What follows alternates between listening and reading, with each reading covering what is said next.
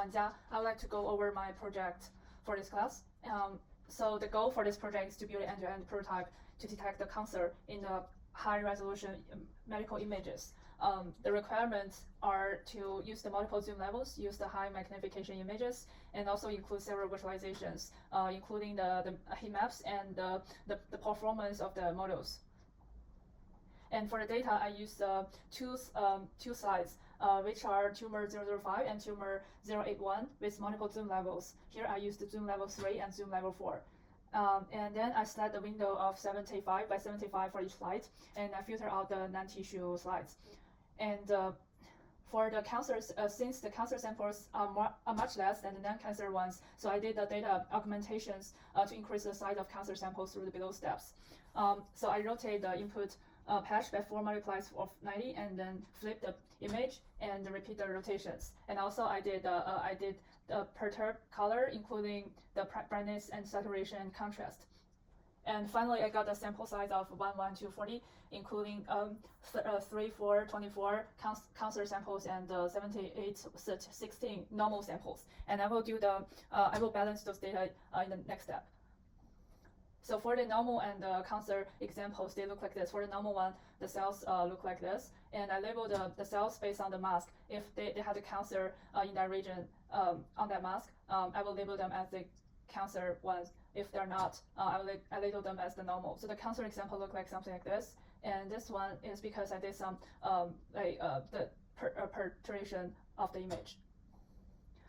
After that, I started to build a model. So before I build the model, I shuffle the data and I make sure the data balanced, which means I make sure the amount of the cancer data is the same as the non-cancer data. And I use the model exception as the base model. And then I train the sequential model using the base model. So my model looks like this. It starts with the exception and then pooling, average pooling, and then dense layer. So after I train the model and I put my balance data, including cancer and non-cancer data, into it, the results are pretty good. I got I have 5 average, and the highest accuracy is around 0.86. It's 86%, which is really good. And we can see the accuracy is keep increasing as we train the model, and the same as the validation accuracy. And the loss is decreasing as we train more of the model.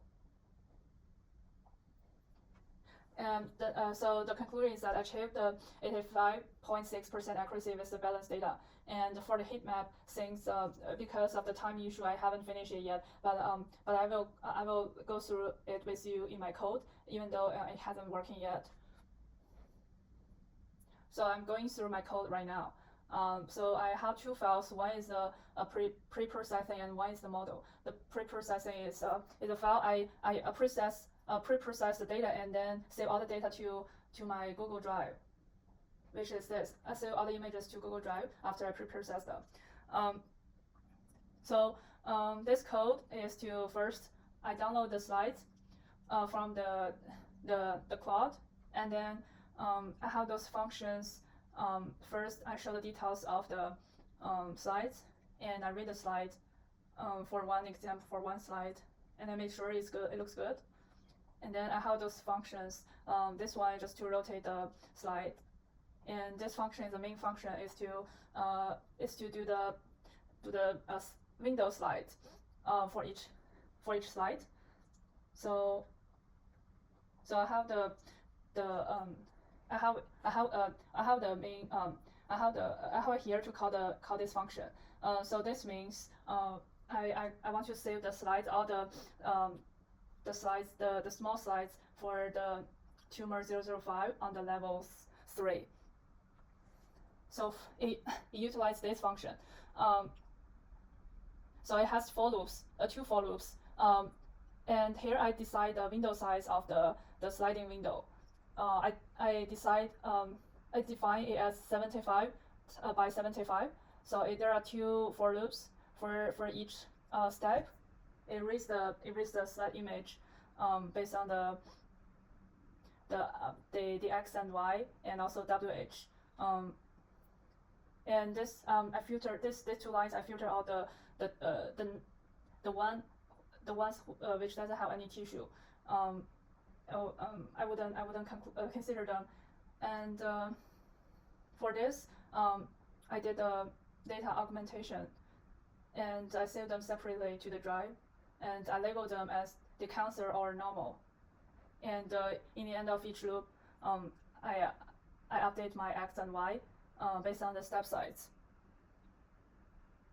And I did it for the other 3 scenarios, for the zoom level 4 for 005, and zoom level 3 for 081, zoom level 4 for 081. So then I got all my data saved into the same folder on Google Drive,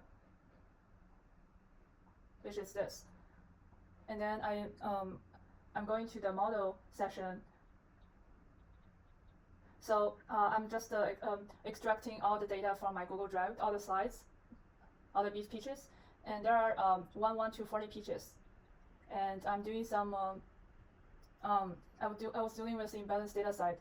This step is just to make it balanced, to make the sample size for the cancer and normal are the same. And in this case, because the size of cancer is smaller than normal, so I made them equal, and which kind of smaller the normal sample size.